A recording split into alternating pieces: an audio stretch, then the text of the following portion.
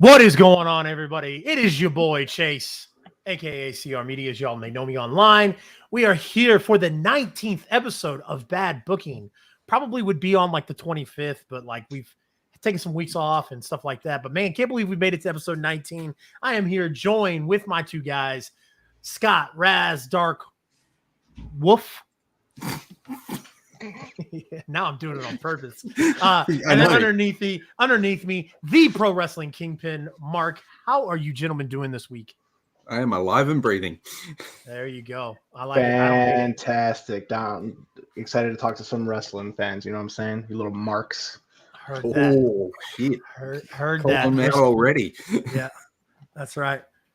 But no, that's like Mark's thing. He's like, you know, like Kane had his Canaanites. Hulk Hogan has his Hulkamaniacs. Mark has his little marks. I got my marks, bro. Yep. Got my marks. Gears of Kai. Chase wearing a Chase U shirt is gold. You have no idea. Wow, did I just notice that shit? It took you long enough, man. Yeah. I literally just noticed it. Yeah. Appreciate everybody joining in the chat. Gentlemen, we've got quite the episode to go over here. We're going to talk about Backlash the other night or last night and the spectacle that it was. And it was a phenomenal show, in my opinion. Like I said, we're going to get into it. But let's start this off by talking about 60,000 people have bought tickets to Wembley. Actually, make that 59,999 people because I was one person who bought tickets. That's right. But 60,000 people have bought tickets to Wembley Stadium. Pre-sale. And about 30,000 of those went in the VIP pre-sale. Yes. Which was what I was part of. Yeah. That's amazing. That's awesome. You know, I was reading a thing the other day that like at the peak of WCW, like WCW's biggest event was like 36,000, 37,000. Yeah. Something along those lines. I'm going to pose a question to you guys because like I don't have a rundown. I don't have anything. We just have topics. So this is off the cuff, shooting from the hip here, guys. Let me ask you guys something. Does this, like, we know, but do you think that this is enough proof for the WWE-ites? Wrestling fans to go that AEW is a legit competitor now? No, AEW is a legit brand now. No, because people are still fucking shit. People still want to throw shade at AEW. They want to look at AEW as a second-class citizen, and they want to look at it because they're what they call WWE drones, and that's all they've known. That's all they've known is WWE. That's all they've known. That's all the fair weather, wrestling fans have known. It's always the WWE way. So if it's not WWE or that brand anywhere, everything else will always be second class. Yeah. I mean, this pre-sale, having 35,000 in a VIP pre-sale sold is apparently one of the largest pre-sales ever for a wrestling event. Yeah. That's crazy, dude. It's nuts. Yeah, I think it's I think it's it's crazy. I think it says a couple of things. Number one, obviously, like I'm not even going to entertain the question of like, hey, is AEW competition? As WWE said, everything is competition to them, and as far as wrestling goes, AEW has always been competition since they ignited because it was it was the largest promotion backed money wise by somebody who has just as much money, if not more, than WWE. So there was a lot of different reasons for me to never ever question if AEW was going to be a legit competitor. But here it is. Big Country Matt Stockdale, appreciate you joining in tonight, brother. The night Goldberg beat Hogan in the Georgia Dome on July 6, 1998, there was 41,412 people in attendance. Yeah, so that was WCW's biggest night. Show. And that was a Nitro. Yeah. That was a freaking Nitro. Yes. A Monday night episode of Nitro. We're talking height of the war between WWE and WCW. And it was on a Monday night. It was insane. Mick Thomas, appreciate you joining in, sir. I didn't recognize you. That looks like Ricky, so that's why I was a little confused, brother. But we appreciate you being here, Mick. But yeah, I think it's crazy. I'm super excited. I'm super kind of jealous. I'm not gonna lie, Scott. I kind of still want to buy a ticket. I definitely want to buy a ticket. That's my best friend's birthday. April 27th, August 27th. That's my best friend's birthday. Yeah. And you know what your best friend should be doing for you on their birthday? Buying you a ticket. I know, right? Dude, they should be buying you a ticket. Bad. I want to. They should be buying you a ticket, Mark. Yep. If they're your best friend, then they should know this. That's wild. A couple other news going on in AEW. We got Mox and Omega in a steel cage on Wednesday night. This BCC and elite rivalry. Elite rivalry. We are going to see blood on Wednesday night. Obviously. How quick is Mox gonna be busted open? How quick? I think it's actually going to be Kenny that bleeds. Interesting. Yeah, I mean, he probably will, but I feel like Mox is going to be bleeding within the first, I'm going to say 3 minutes. You think so? 3 minutes? I'm going to say 3 minutes. Okay. Over under 3 minutes. I can see it. 3 minutes, guaranteed. I'm sticking with the 3 minutes because that sounds about enough time for. I think they're gonna start off hot. They're just gonna go at each other, dude. That's what it's gonna be. Golden Sombrero says, "I want to see Mox walk down the ramp already bleeding." Okay. Big Country Stockdale says, "Within 5 minutes, someone will bleed." But yes, definitely going to be blood. I would say within the first 10 minutes. 10 minutes easily. Okay. No, depending on Chase being very optimistic today of having a regular match, you know. Let me just say this. Depending on how much time they give them. Like if this match starts at 9:45, then it's under 5 minutes. Definitely. But if this match starts at like 9:30, I'll say 10. I'll say 10, within 10 minutes. I think this match it's got to start like 9:30. Yeah. I think they're going to give them a while. Here's a good question, or not a question, but a statement by Jake the Tribal Chief. The main event for All In should be Kenny Omega versus CM Punk. We talked about this last week, guys. Are we still in agreement on this? It's got to be that, or it's got to be the Elite versus like FTR and CM Punk in some shape or form. They need to be facing each other in Wembley. So either 1-on-1 or trios tag match. It's got to happen. But the problem they have is that All Out is the week after. So what are you going to chuck on there as your main event? Probably some type of rematch. Maybe something ends dirty. I was, what we talked about last week with Punk and Omega, and then the following week have it be FTR and Punk, and then the Elite. However, do you think the idea is being floated around for MJF and CM Punk?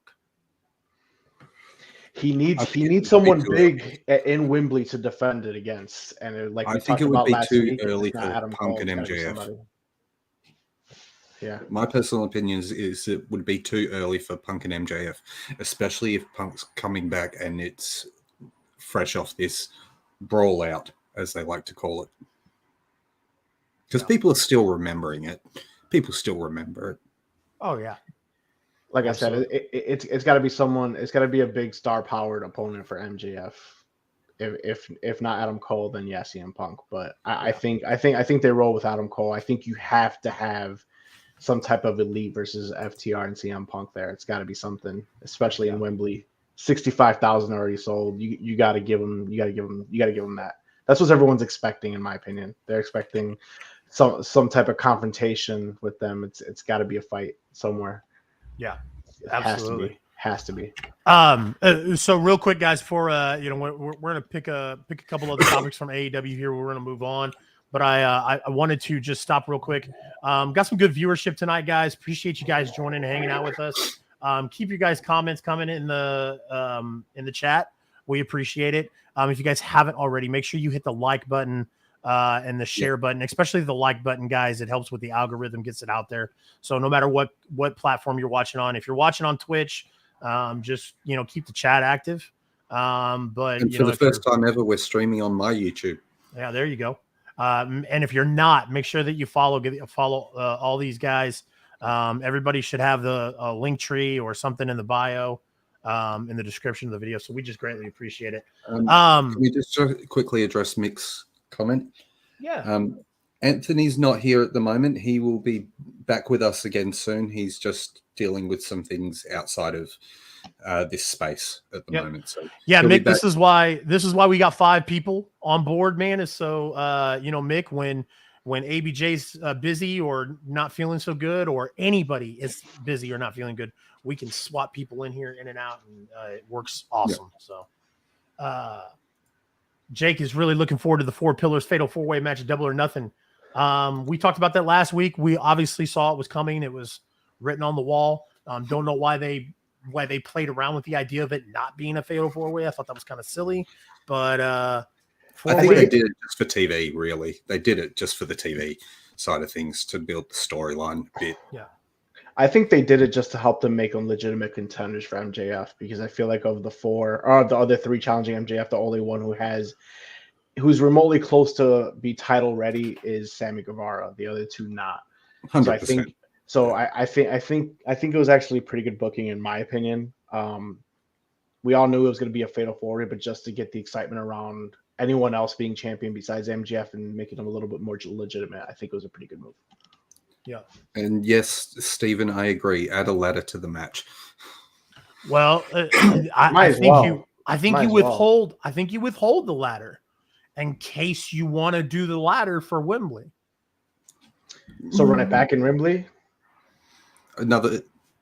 I think that's a great idea. If you're not going to CM Punk or Cole, I think that's a fantastic idea. I mean, you say that.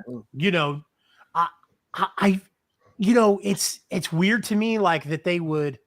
I mean, maybe they will, and that's cool if they do. But it would just be weird to me if they decided, like, this big pillar, this Fatal 4-Way AEW pillar match that, like, we've all kind of been waiting for since they all kind of, like, announced themselves as the pillars, or MJF made that pillar argument, right? Yeah. And I think that it would be weird for it to be one and done. We've gotten multiple matches with so many different feuds. It's like, why not run this Fatal 4-Way back? True. Yeah, I think that's a pretty good idea. Like I said, especially if you don't get CM Punk or Adam Cole in that main event, I think that might be the way to go. Honestly, there's nobody else that's really ready. For you. Yeah, I've got a question for you. Where do you see Jericho landing for All In? Man, I at this point, I don't know. Maybe Sting, the match that everyone keeps clamoring about. They want to do it. It'd be a first time ever. It'd be a first time ever. But as far as right now, he doesn't really have anybody besides Cole. He's feuding with Cole right now. I mean, how long are you really going to drag that out? I mean, if they do drag it out, then I would see Adam Cole and Jericho at Wembley, but that's a couple months away. I don't know if they're really going to extend this feud for that long. So I like that, though. Sting and Jericho at All In for a first time ever. I feel like at Wembley, Sting has to have some type of presence. And if you say we go Chase's route and we run it back with the Fatal 4-Way, Sting's not going to be involved in the tag team match at that point, right? So yeah, maybe get like a nostalgic feel in Wembley, so they get to see Jericho, greatest of all time, and then you get to see Sting, And then Goldberg interferes. Goldberg interferes. Yeah. Yeah. And it becomes a triple threat. Not a triple threat. Sting and Jericho can just beat the crap out of each other for about 8 minutes. And then after that, Goldberg comes out and spears Jericho, and Chris Jericho, after 25 years, finally gets his Goldberg feud. Yeah. No thanks. Dean Houston, appreciate you joining tonight, sir. I just think a first time ever Sting, you gotta have Sting involved in some way, just because it's such a huge show. This is basically AEW's WrestleMania right now, right? You're doing the biggest show they've ever done. You gotta have those stars as well in there. I don't see anybody besides Adam Cole, Jericho facing, having a legitimate feud going into that. I don't see Jericho on a title picture right now. I think you put a nice little nostalgic match in there, first time ever. You get to see the icon, and you get to see the greatest of all time go at it, 8 to 10 minutes, call it a day, put it in the middle of the show, let everyone else have their flowers. I think that'll be pretty good. Absolutely. But, yeah. So one of the things I wanted to bring up was the I didn't want to bring this. I didn't want to bring this up, but it's going to lead to me bringing it up. Lethal and Jarrett versus FTR, Double or Nothing. Did you guys see the Lethal and Jarrett crew? I did not know I needed that in my life on Dynamite. I'm telling you, man, it was that was amazing. It was so awesome. I was amazed. I was like, I did not know I needed it. I was like, is this a segment that Jeff Jarrett is in that I am enjoying? I was what is going on right now? Because we were doing the watch along, and I'm like, I did not know that I could be laughing at Jeff Jarrett on a farm in 2023. Yeah. A super kick to the neck, or a super kick to the head, actually. Just ask Bret Hart, you'll find out. Yeah, Bret will say it's to the head, but Bret is full of shit. Anyways, and then I want to talk about the Hardy compound match. Yeah, it was amazing. I dug it. It was funny. It was. I don't know. Good as the original deletion, but no, of course they never will be. But dude, we need that in AEW right now. If we're gonna get a final run, I want the full broken. I want everything. Yeah. We need it. Yep, I agree. But it was great. Oh, here we go. No, he'll kick his hand and say it can custom you. Kai knows. You've been down that rabbit hole way too much. I have. WWE news, guys. The WWE draft. What draft? What fucking draft? They've already fucked it. They've already fucked it. It's not even final. Well, it's finalized, but it's not even like they're already going against it with the goddamn heavyweight championship tournament. Now hold on. Like, come on. Now hold on. Hold on. What if? Because I see everybody getting up in arms about it, and I've seen everybody post a video like, oh my god, and I agree. But what if I'm just trying to think of the glass half full type of person. Mm-hmm. What if the person from SmackDown who wins just becomes a Raw superstar? I'm sure be the case. I'm sure that's what they're thinking. But I mean, if it is a title specifically for Monday Night Raw, SmackDown competitors have no business being in that tournament. You should have grabbed all Raw superstars and give them the opportunity to do it. I agree. But you know why they didn't? Because the SmackDown guys don't have an opportunity to face their champion because he's never there. That is true. I mean, it is what it is, free agents is weird. I don't mind.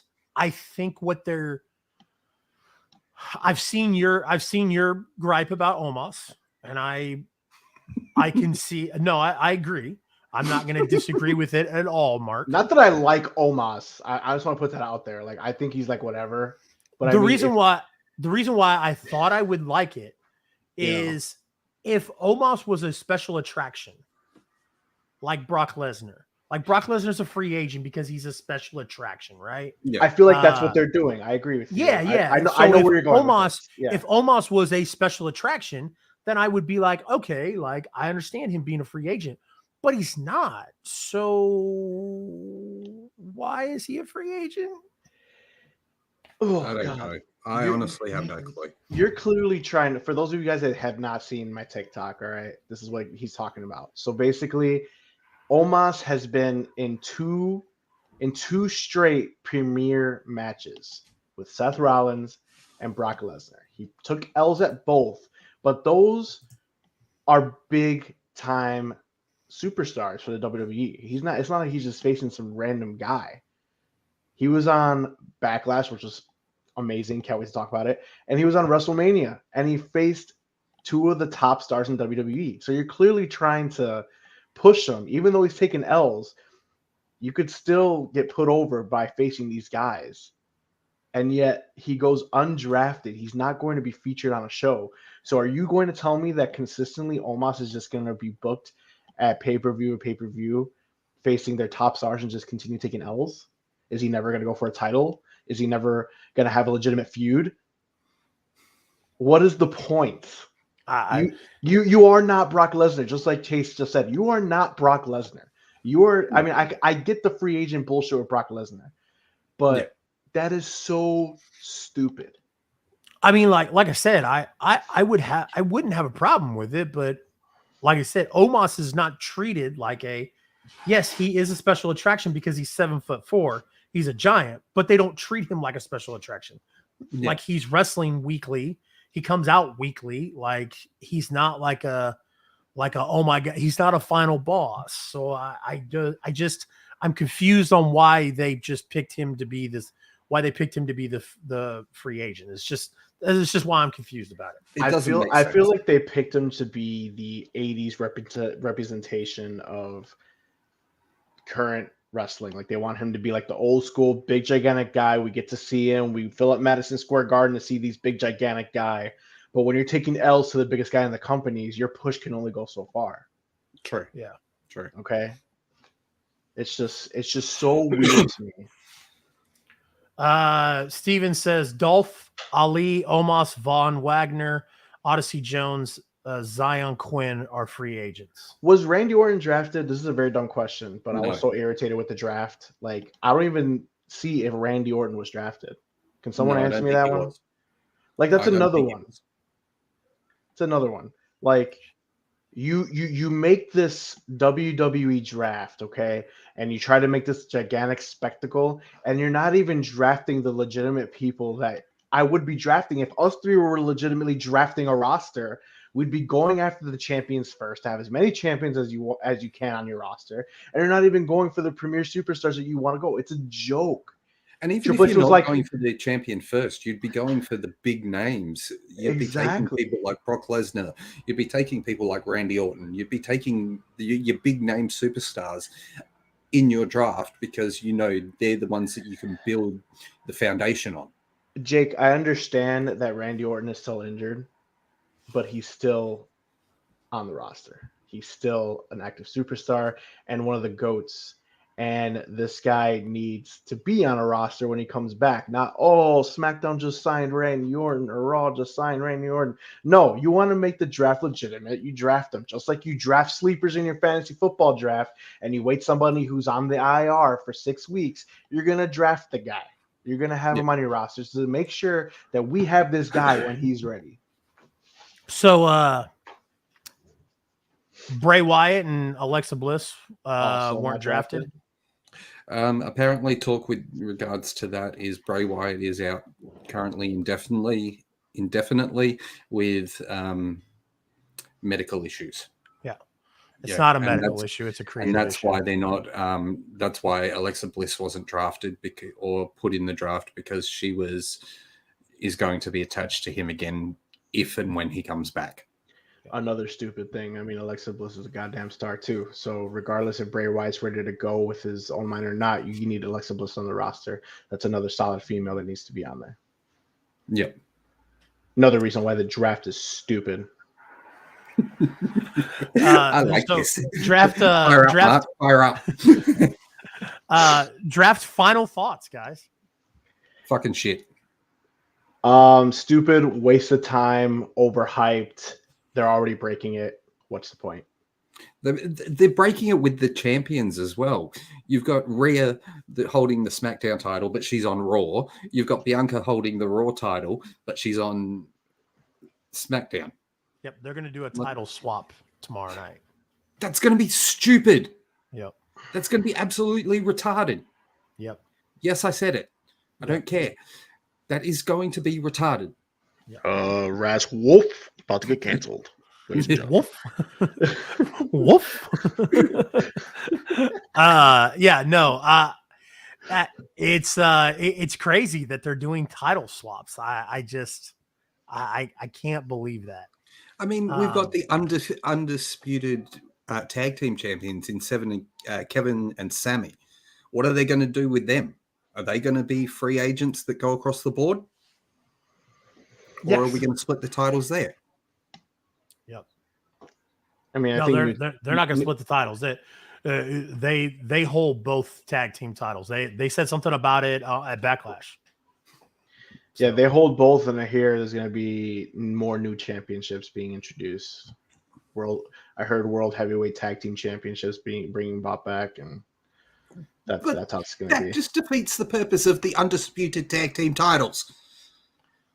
Does it not? It defeats the purpose of the undisputed Universal Heavyweight Championship, but we're having a tournament for it anyway. What is wrong with this company? The WWE draft is only good in WWE 2K. That's it. Exactly. That's it. Damage Control. Are they splitting up? If we're talking about if we're going to jump into Backlash after this, then yes, I would say they are, because EO put on a showing in that opening match.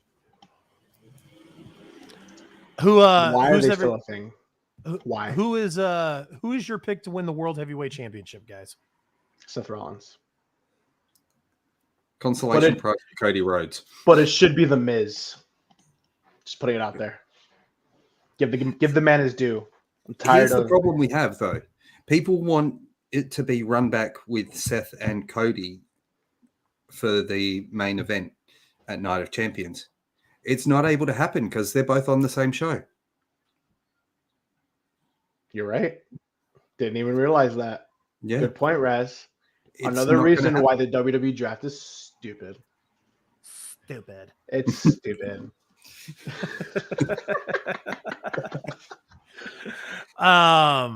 So I just want to apologize to everyone that's watching us. I do enjoy wrestling. I really do. Don't think this guy just hates everything. But the freaking WWE draft is currently and always has been and always will be stupid. Sorry. I love it. I love it. I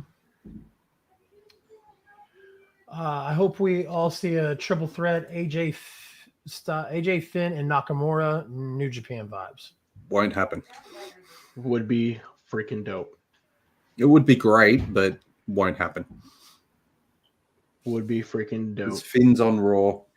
Give the world AJ's on SmackDown. All right, so let's break down this Backlash. Yeah.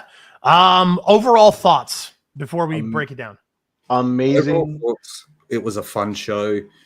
It was probably the most enjoyment I've had watching a premium live event from WWE in the past 2 years. I think it blows pretty much every premium live event out of the water. What's up, Gonzo? It blows every premium live event out of the water in the past few years, with the exception of WrestleMania. I didn't think WrestleMania was that bad. I actually pretty much enjoyed WrestleMania. I thought this was great. I would put this up there with WrestleMania Night 1. Yeah. I thought it was really great. I can say that. The crowd was insane. Yes. I wish I was fucking there. The crowd was so damn hot.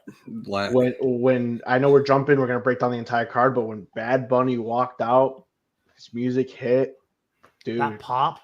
That was a fucking Dude, earlier, before the show even started, on the pre-show, where they showed Savio, the pop he got from the crowd, probably the loudest of the night. Yep. And that was on the freaking pre-show. Yeah. It was nuts. What a crazy show, man. Amazing. Yeah. They started off the night with Io Sky and Bianca Belair. My second favorite match of the night. Probably stole the show if it wasn't for that hardcore match, the Puerto Rican street fight, whatever it's called. Hardcore match, yeah. Yeah, man. I thought it was a great match. I would have liked to see an audible called and Io walking out with the belt. Not gonna happen, man. I would have liked to see an audible called and Io walked out with the belt. Just she was so far over. The crowd was insane for her. They wanted her to win. I mean, I'll tell you this: they might as well have let her win the championship, because when they do the stupid title swap tomorrow, her title reign starts over. So, yeah. Fucking stupid draft. All right, go on, Chase. We're back fast. I 1,000% agree. I think that's a great point to make. I think that I would have rather had Io Sky beat her, and then cause some friction between her and the other Damage Control members, than have them do a title swap on TV. I think that's goofy. So stupid. Like I said, it was weird. I love that idea. As soon as you guys mentioned that, as soon as you guys mentioned the idea of them pulling an audible, I think they should have. I think somebody in the back should have been like, yo, hey, like, let's do this. Like, somebody should have like looked at it. I just feel like sometimes like those things get overlooked, because there's no way that us wrestling dweebs look at that stuff more clear than what they do.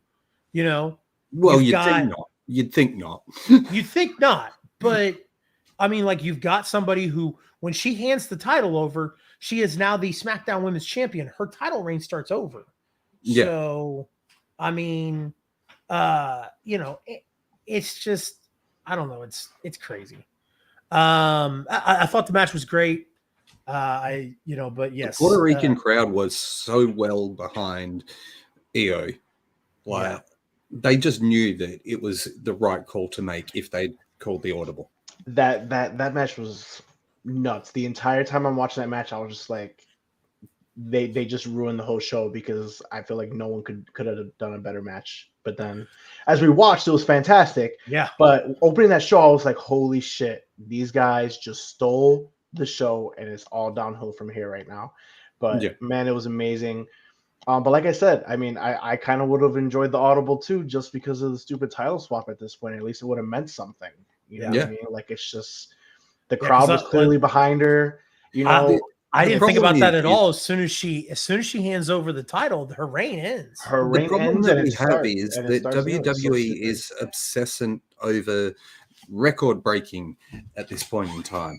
They are so obsessing over breaking records and shattering everything that is in place. Yeah. This is why Roman still holds the belt. This is why you had the Usos as the undefeated tag team for God knows how long. This is why they have put the belt on Bianca and kept it on her for so long. Agreed. Next match, Seth Rollins versus Omos. I didn't hate it, didn't love it. I'm not a huge fan of Omos, but I feel like he's better than most big guys that I hate, because we all know Mark hates big men, Kingpin hates big men, but I think it was a lot better match than I thought it was going to be. But still, I still question, it's just, what's the point with Omos fighting these big name guys, and he still be taking L's. He still takes L's. It's like, what are you doing with his push? I don't know. That I have to admit, he wasn't even drafted. he did his job for what he was, for being the big man. He did his job of looking impossible to beat. Dude, And that curb stomp off the top rope was great.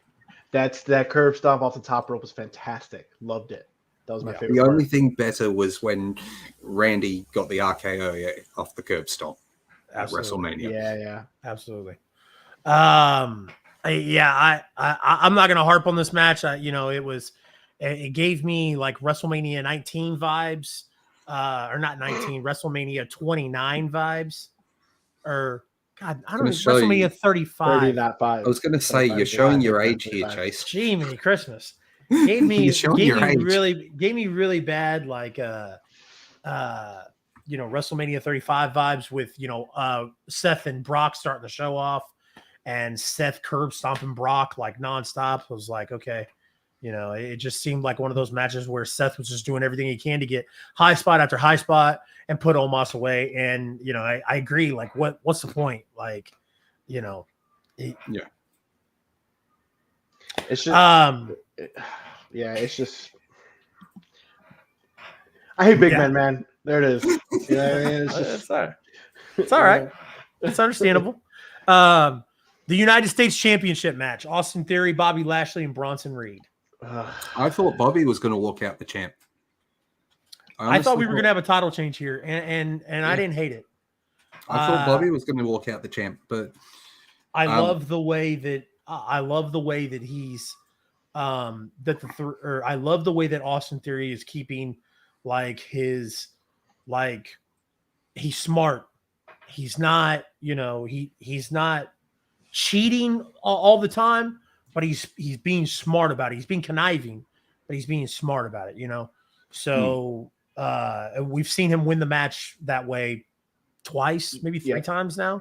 And in fact, it was the way he won the United States title from Bobby Lashley last time, right? Exactly. Yeah. Good point. I think like if you continue something here with Bobby and Austin Theory, I think this would be a good way to do it. Like, I also think we finally got a good showing of what Bronson Reed is capable of. Yeah. Oh, dude, him going off the top rope or in the middle of the top rope and going on to Bobby. Was it Lashley? Yeah, going on to Bobby Lashley.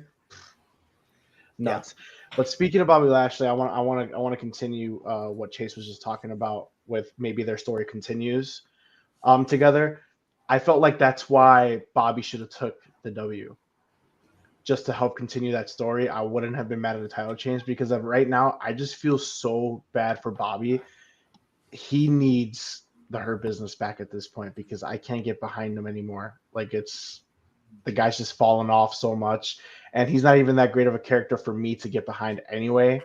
But I know I was most behind Bobby Lashley was when he was with the Hurt Business, and I think he needs something like that at this point in his career because it's just, if he's not going to win this triple threat match, I don't see him taking it back from Austin Theory. I don't know. It's just, and now he's on SmackDown. Am I wrong? He was drafted to SmackDown. I think so. Yeah. Well, he's not beating Roman, so what's next for him? I mean, I think the program is to put him, or the plan is to put him in a program with Roman, but he's definitely he'll lose too. He's not. If he was going to beat him, he would have beat him already. Yep. But Austin Theory's on SmackDown now. So Austin Theory's on SmackDown. Someone fresh, right? Yeah. Someone who Roman technically hasn't faced and probably has an opportunity to beat him. Does he? We don't know down the line. But I can tell you right now, those former champions that are on SmackDown right now are not beating. No, they are not beating Roman Reigns, because if they wanted them to beat Roman Reigns, they would have done it with the past 3 years already. Yep. Next match, Rhea Ripley against Zelina Vega. Zelina is a star. They finally gave her an opportunity to actually wrestle and not just be a mouthpiece. She put on a great show. She looked amazing. I thought it was a fantastic match. We all knew she wasn't losing, but this was a chance. Oh, there was no way she was going to win. Yeah. We all know she was losing, but this was a great match to have her showcased, and I felt like she really lived up to the opportunity that they gave her in front of the Puerto Rican crowd, and it was a stellar match. But the problem we have now is that they're going to just throw her to the back of the line, and she's just going to be back as a mouthpiece again. Yeah, I hope not. That's what I was going to ask. Is do you guys think that her showing what happened, or her showing that yesterday, do you think that's WWE going to turn around and go, maybe we have something there, or like Scott said, was that just to pander to the Puerto Rico crowd, and then she goes back, everything goes back to normal this week? I really hope not, because part of being, sports entertainer, wrestler, you gotta be able to get on the mic, which we already know she is. She's a mouthpiece for tag teams, factions, whatever. But you also need to bring it in the ring. And yesterday she got the opportunity to bring it in the ring, because I was truly worried. I really was. I thought she was going to get squashed. I just had this gut feeling that they were going to bring her out. She's going to have this great entrance, and then Rhea was going to squash her.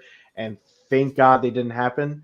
But she really looked great in that match against WWE's top female star right now. And you can't just push her back in the back of the line. You have to keep her involved, because she has it. She has it. I agree. I agree with you. I agree with you, Mark. I think they do. It's just I have my reserves, and as I think Scott does. And the reason why is because there was a lot of pandering. Oh, for sure, 100%. I'm not talking about her entrance. Yeah. I think her entrance was inspirational. I think her entrance was phenomenal. She looked absolutely stunning. But the whole show, the Eddie Guerrero stuff in the match, the 619, that's not Zelina.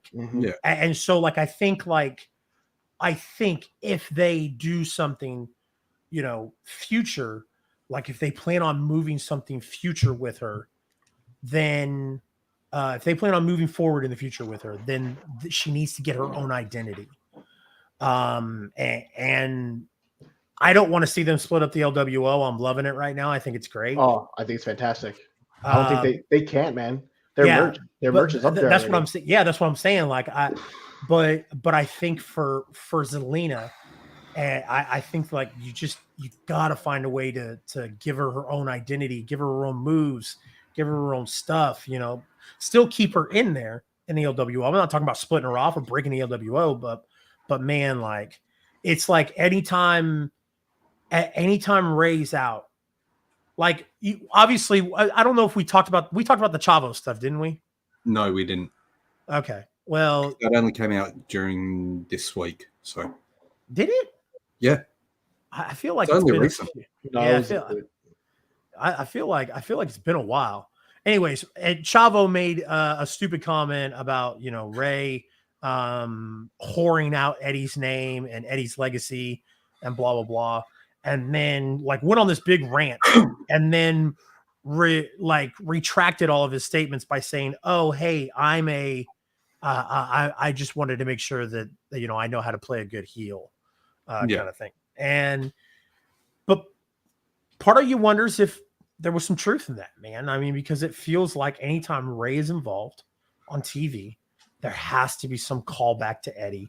There has to be something done with Eddie. And I feel like they're crippling Zelina by doing stuff like that. Ray can get away with it because it's Ray. He's a legend. He's a trendsetter. Ray could get away with doing that stuff, but somebody like Zelina, who's starting off and trying to blaze her own trail, it's going to be hard. So I would absolutely love to see them do something more with Zelina. She proved to be a star. See, my thoughts go into this because the reason that she's going to be thrown to the back of the line is exactly what happened when they did Clash of the Castle. Yep. Drew got his push for that. Yep. And then he got thrown to the back of the line again. Yep. It seems like every time they go somewhere where there's someone from that area, and I'm talking outside of America here. Yep. They'll get the push, but after that, they'll go straight to mid-card. I see your point. Jinder Mahal? Mm-hmm. Yeah. I see your point on that, but I think that could bring into a situation where I feel like the women's tag team championships are not working. And I think we should do away with that and bring a mid-card belt for the for the women, because right now Rhea's not losing anytime soon. Bianca Belair might not lose anytime soon. Well, So opportunities for these ladies, yeah, maybe opportunity for to lose. She needs to lose, and her reign as champion has begun to get stale. And I know that they want to do the record-breaking thing, but she needs to lose. She needs to be the one. So who does she lose it to? I don't know. I for me, it would have been EO, but yeah. I don't know. Like I said, I just think that to give these other women more opportunities, I think it'd be better served to have a mid-card belt as opposed to a tag team championship. And that would help Zelina potentially get her own identity right now, and other more opportunities as well. But tag team championships are not working in WWE. They're not putting forth the effort, making legitimate games. What the fuck? We don't have one, Cleveland. Sorry, my child is trying to terrorize us right now. That's okay. It scared me too. I was like, where is that coming from? Dude, I was like, oh, because usually we can see Anastasia in the background. So I didn't see her. So I didn't know she was in the room. And so when I heard her, I was kind of like, whoa, what is going on? She's off to the side. She's hiding off to the side. So. Steven Chambers, we do got 2 women's tag teams called up from NXT. We do. I agree. But they just don't put any effort anybody else. They don't. I mean, it's not all just matches, it also helps with promos. Like you have to let these women cut promos on each other. Like it's all part of it. It's not just coming out here and be like putting 2 random people together and be like, okay, well, here you go after the tag team titles. You have to be able to build them up, build their characters, finding their own identity as tag teams as well. And they're not doing that. Yeah. We'll move on from it, but just to kind of finalize what we were talking about, I hope they strap a rocket to Zelina and work with her. Yeah. It would be nice, but they got something with her, man. They really do. They really do. Agree. I think it would be nice, but I don't see it happening. So the one of the co-main events, in my opinion, the match that stole the show was Bad Bunny versus Damian Priest in a San Juan street fight. Bad Bunny's entrance, that pop, that's unreal. Nuts. I mean, it's crazy because you don't see a lot of that nowadays, because the crowds really are split a lot, especially like in the main event. Like you've got a lot of Roman stands, and but then so I mean, like the crowd generally gets split with baby faces and heels. But man, when Bad Bunny's music hit, I don't think there was anybody in that arena that didn't get up and give a standing ovation. It was an eruption like that. It's crazy. Yeah, that was insane. Like the crowd popped like there was no tomorrow, and it was great. It was great for the atmosphere. It was great for the show. Definitely something that they needed. They needed for that, like to prove that the crowd is into this sort of thing. For a show to not have Roman Reigns on it, to have your heavyweight championship being defended, you needed a match like this to get that off of them. And they stole the show, like you said. The pop was nuts, and this was probably the best celebrity match I've ever seen, hands down. Yeah, just I mean, this match had everything to me. It had the drama with the story, of Damian, who brought Bad Bunny in, and then Damian had to defend his Judgment Day brother in Dominic, and had to put Bad Bunny in his place, and Bad Bunny had to step up, man. He had like I said, the drama, the story, the heartache about it, the nostalgia. We'll get to that. I mean, Bad Bunny doing a Canadian destroyer, on Damian Priest, who's like 6'7". Like, and he's not even a pro wrestler. Like, he's not actually a pro wrestler. He's a music star. Yeah. I just, it's crazy. The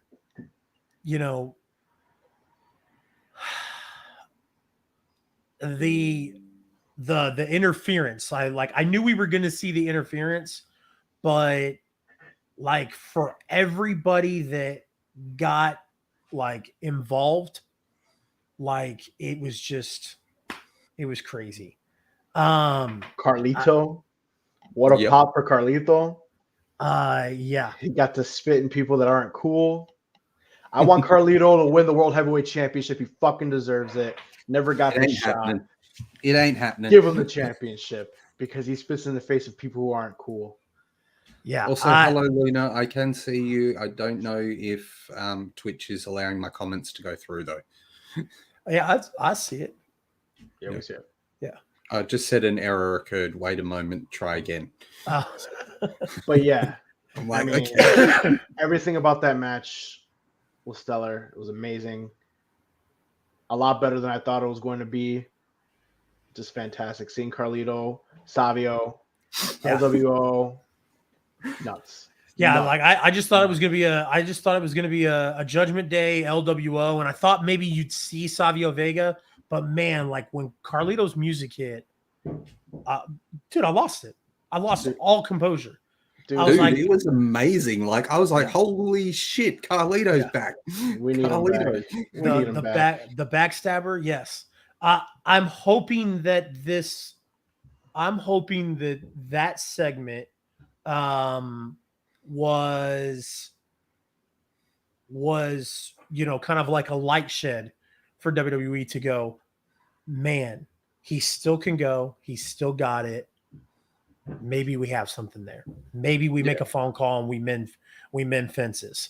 Because I mean, he's in great shape. He's in a prime age.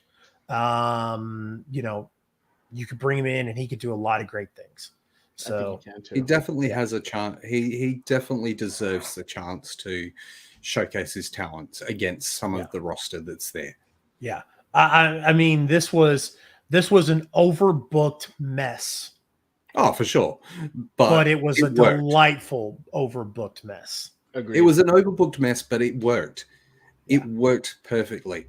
And having Savio come out at the entrance point and then attack Finn and Dominic was amazing. Yep. Loved it. Matt Riddle, Kevin Owens, and Sami Zayn versus the Bloodline. Over the it. Usos and Solo. Over it. Really? Yeah. Yeah. You're over it? Yeah.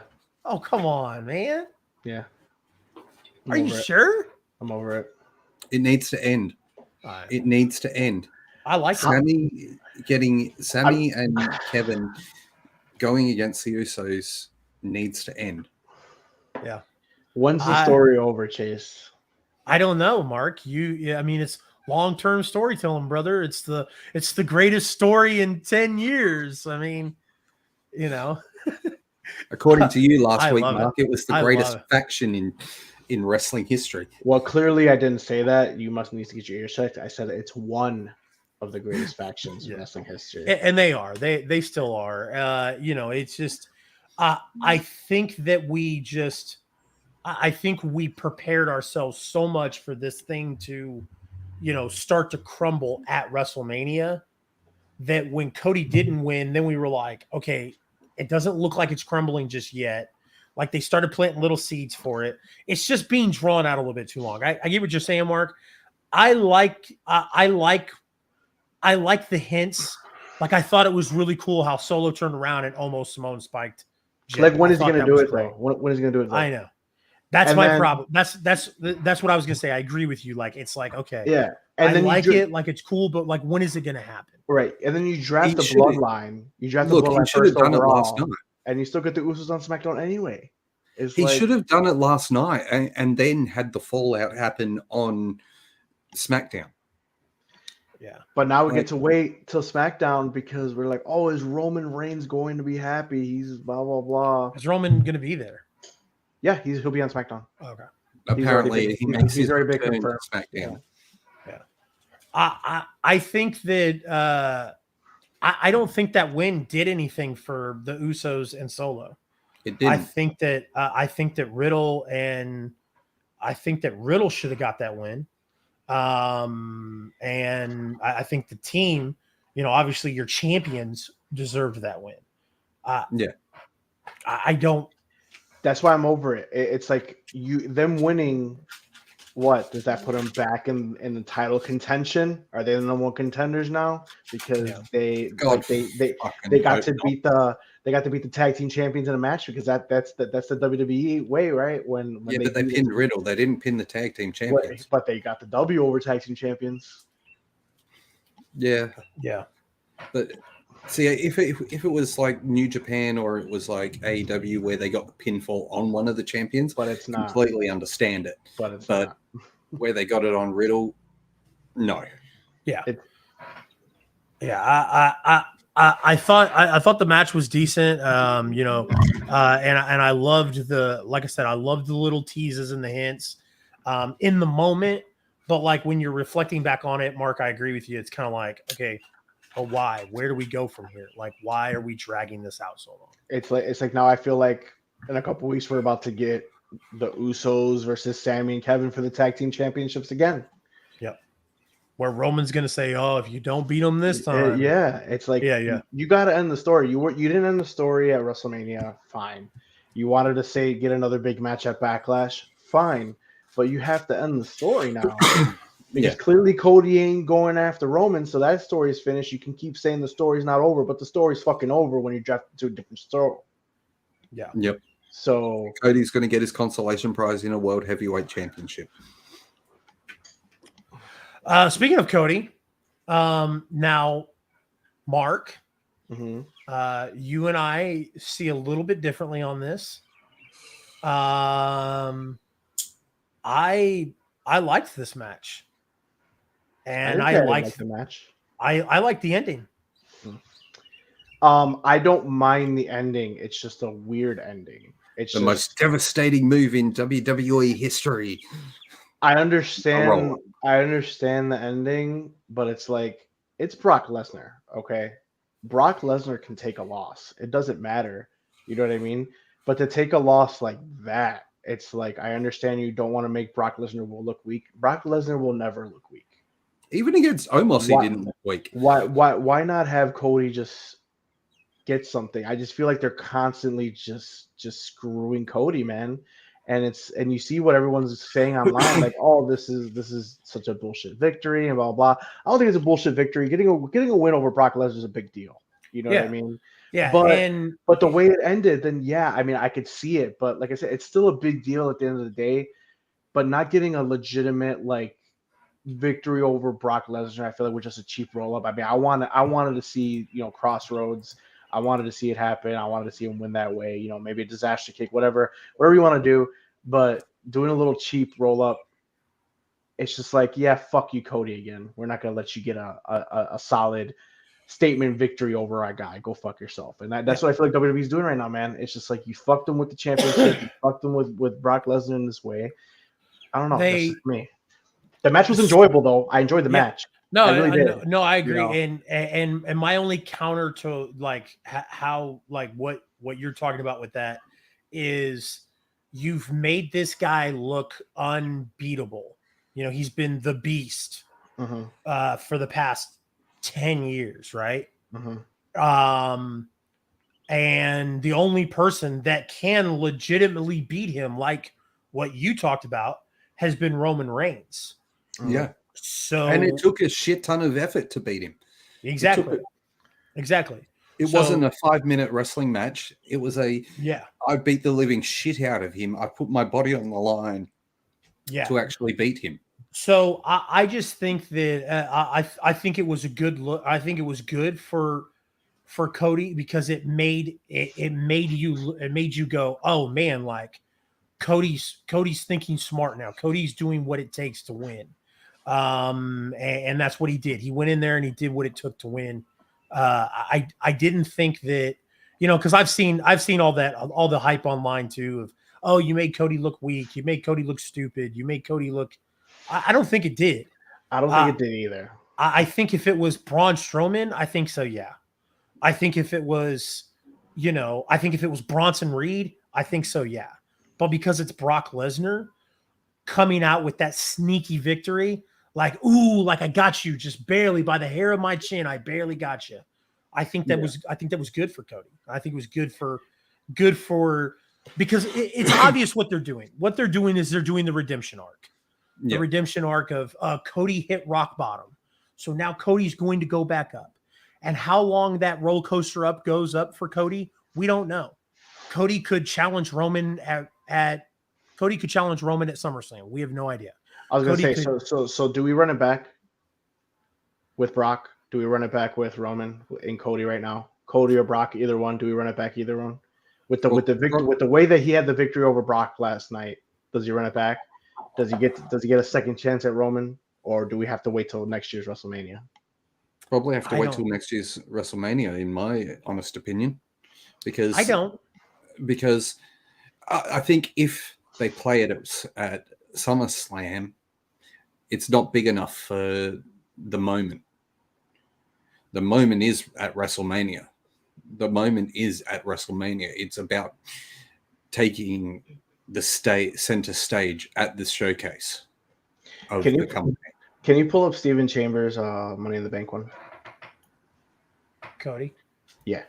All right. So that one, the only way I would be good and okay with that happening is if Cody does what John Cena did and was like, this is what I'm facing you, be ready. Because if Cody goes and tries to cash in the Money in the Bank on Roman, just sneak attacking him after I agree.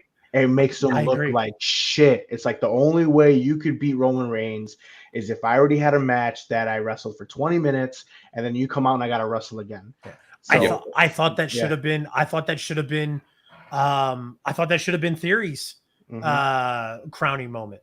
I thought that was disgusting what they did for Theory's Money in the Bank, and I think it would be. I think if you're going to say that Theory, that there was no way that Theory could beat Roman, so Theory had to cash in on the U.S. Championship, then you're not going to make me believe that Cody's going to do it as well. Yeah. So I don't know. Like I said, there's got to be some turn of some point in the product, because like I said, Mark, the argument is that by the product that we have been given, that we've been fed the past 10 years, is that because Brock is a legitimate badass, Brock was a legitimate fighter who would cave your face in. Brock is a monster, and it took Roman, leveling up so much for him to be able to get on Brock's level. So if you're still trying to feed us this beast, this guy that's going to cave your face in persona of Brock Lesnar, until we have a reset of wrestling going back to, any given Sunday kind of thing where guys can get beat, then I got, you got to make it believable. Unless you do a complete reset, like I said, unless we go back to the way things were. Too early WrestleMania prediction right now. I'm gonna put it out there. I don't think Cody wins Money in the Bank. I think it's somebody else that uses that cash in, not on Roman, but on whoever the world heavyweight champion is at that time. And I think Cody runs it back at Royal Rumble, and then they run it back at WrestleMania. That's my too early prediction right now. That's how it's gonna be. That sucks. It does suck, but that's what's going to happen. And I fucking agree with you, Chase. Trust me. It's not something I want to see. It's something that I feel in my gut is going to happen. Yeah. I think, just to reiterate, the show Backlash was amazing. The match, I thought Cody and Brock was great. I thought it was really funny that WWE was like, "Hey, we're going to tone it down on blood," and then part of me wonders if Brock. Apparently, it was approved. Apparently, that that blood spot was actually pre-approved.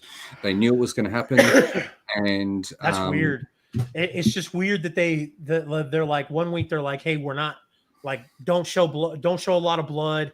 And they told the superstars like, "Hey, don't take pictures of your injuries and post them on social media." And then Brock bleeds like a stuffed pig at Backlash. Like, I mean, that buckle shot was insane though. Like, you look at how he hit right between the eyes. If he'd hit that little bit off, it would have punctured his eye. Yeah. Agreed. The dude is lucky he knew where to hit. Yeah. Yes. We didn't do it. We didn't do a draft this week, did we? We didn't do one last week. We haven't done one in like a month. We'll get back with a draft next week. We got to get going back because that was. Listen, like I'm just shooting from the hip here, guys. All right. Scott, I love you so much, brother, and I appreciate you helping out, and I appreciate you stepping in when you need to. But this show was originally Mark and I's idea, and it was so Mark and I could have freedoms to talk about stuff and do drafts and stuff like that we wanted to do. I understand some people don't like how long the show goes sometimes. But sometimes me and Mark are a little long-winded. And I know sometimes, and the drafts. So next week the draft will return, guys. I apologize. I have slacked off as well. So all right. So let's get into some bad booking of the week and close it out. I like it. You can start it, Mark. Me? Yeah. I think mine's pretty obvious. My bad booking of the week is the WWE World Heavyweight Championship Tournament and the people who were announced today, I believe. Yep. That's a big L for WWE. You're already going against the draft. I don't care what anybody says. Only Raw competitors should have been there. Bad booking of the week, World Heavyweight Championship Tournament. Chase? I was gonna say the draft, but and I'm going to agree with you on that. Yeah. So the draft / World Heavyweight Championship. I guess the draft not so much. I guess I would agree with Mark. I guess it is the World Heavyweight Championship Tournament. I guess I wouldn't have that big a problem with the draft if the World Heavyweight Championship Tournament was only for Raw superstars like it was supposed to be. Yep. Mine is the fact that we're getting a title swap for the women's title. So Agreed. that the draft shits me in that regard. That could be your bad obviously the world heavyweight title. Yeah. Yep. Yeah, there you go. The title swap. The title swaps hasn't happened yet, so you can plan on using that for next week. That's already the bad. Spoiler for next week. I like it. All right, guys. You'll tune in for next week for the actual bad booking draft. Oh yeah, absolutely. So guys, let's. Apologize. Let's go around the table. Everybody, let everybody watching know where they can find you online and what you got going on. Yep. Go ahead, Scott. So you can find me at RazDarkWolf, at RazDarkWolf, Chase, just so you know, not Wolf, Wolf. You can find me on TikTok. You can find me on Twitch. You can now find me on YouTube as well. And I will be starting to get together some more content. I'll be doing music-related stuff as well as wrestling-related content. You can find in my Linktree links to my merchandise as well that I have available, and to the Discords as well. All right. Mark? All right, guys. Actually, I do have some stuff this week to tell you for once. So my life is starting to calm down just a little bit, starting to focus more back on my social medias. We are live on my YouTube right now. So please go and follow my YouTube and my Twitter. I am very active on Twitter as well. Everything you could find me on, I'm on all social medias. Instagram, TikTok is my biggest following. Twitter, YouTube, and Twitch, pro_wrestling_kingpin. Please go follow me. Tomorrow night after Raw, I will be doing a NXT 2.0 box break tomorrow on my YouTube. So if you guys seen that that Rock 1 of 1 sold for ridiculous amount of money, the wrestling card game is really starting to skyrocket lately. If you guys are really interested, go ahead and come on my YouTube and Twitch tomorrow night after Monday Night Raw. And of course, I'll be with these fine gentlemen next week. We will be doing another draft. And also, I am doing a new series on TikTok debuting tomorrow. Just be on the lookout tomorrow. I'm not going to tell you what it is. You guys will be real excited if you guys go and check it out tomorrow night. All right. That will debut literally 20 minutes before Monday Night Raw. Next week, we will also be starting. I know I got a lot. Next week, not tomorrow, but next week, we will also be doing a Raw watch along with my boy Steven. He's not in here, and it's not Steven Chambers. We'll be doing that as well. I was going to say Stephen Chambers is finally getting the recognition he deserves. Not Steven Chambers. You guys don't know him, but he's one of my best friends in the whole world. We'll be doing that together as well. So a lot going on in Pro Wrestling Kingpin. We're going to start doing a lot more now that I have a lot more free time. Finally got my wife in this house. She can get off my back. And we can start getting that side eye. At least with the house, she's off your back about the house. we could start getting it all together going here. So Sure, again, thank you guys. I'm sure she's still on your back about something else. Oh, of course it is. So yeah, go follow my Twitter. I am very active on Twitter. I'm trying to build my YouTube. Let's get that Pro Wrestling Kingpin brand. I also have shirts getting mocked up right now. They're pretty dope. Kingpin, if you guys don't know the origin of my name, I'm a big Marvel fan. Kingpin is one of my favorite Marvel villains. It's going to be a lot of shirts with me on them looking like the Kingpin. It's going to be pretty badass. So you'll be checking those out as well. Nice. Fantastic. Yeah. Guys, you can always find me at CR Media on all forms of social media. The link tree, as well as these gentlemen's social medias, is in the description of this video. Make sure if you are interested, we are on the Thursday's episode of the I-70 Hot Tag.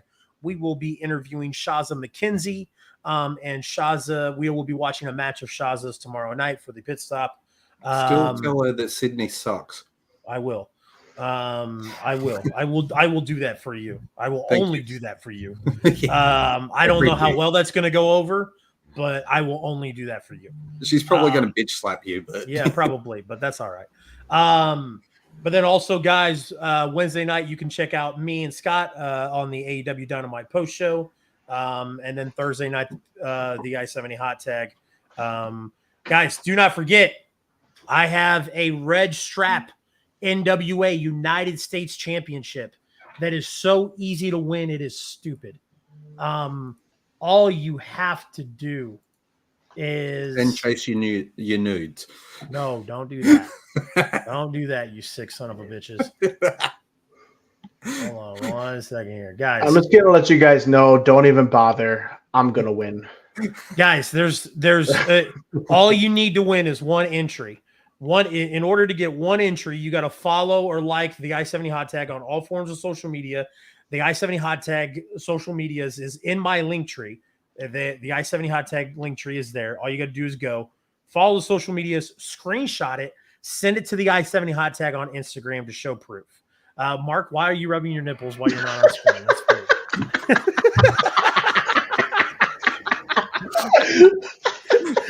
I was trying to get you to break character, bro. It worked. The second way to get an entry is you must share the I-70 Hot Tag or share the post about the giveaway, and then screenshot that you shared it and send it to the I-70 Hot Tag Instagram. That gives you 2 entries on the wheel when we spin the wheel. Okay. To get a third entry, you have to subscribe to my Twitch. And so you can get 3. You can get your name on the wheel 3 times, guys. The last day is Thursday. You got to do it before Thursday. I'm going to pay for shipping. This is going to be completely free. I don't understand why you wouldn't do it. We have had a great turnout, but we have not had as high of a turnout as I thought we would. Get on the sharing. Get on the sharing, guys. Yeah. Get in on this competition. This is something you do not want to miss. It is Yeah, because a depending on beautiful how good this goes, guys, I may do another giveaway with a championship. I don't know. This belt is but I'm not. absolutely gorgeous. I mean, if you guys need to do it. If but at you the know end of the your day- wrestling history and you know about the NWA United States title, you know the lineage it holds. Absolutely. All right. But so come join us Thursday night when we talk to Shazza McKenzie, and then come join us the week after or when we interview Raheem De La Suede, and then we're going to spin the wheel in the second half of the show and give that belt away. Appreciate everybody joining us tonight, guys. Cannot thank you enough. Come back next week. We're gonna talk more mainstream wrestling and talk. And the draft returns. Yes, absolutely. The draft will return next week. Other than that, my name is Chase. I go by CR Media. This is Scott Razdark Wolf. And then underneath me is Mark Pro Wrestling Kingpin. As always, guys, good fight and good night. Holla.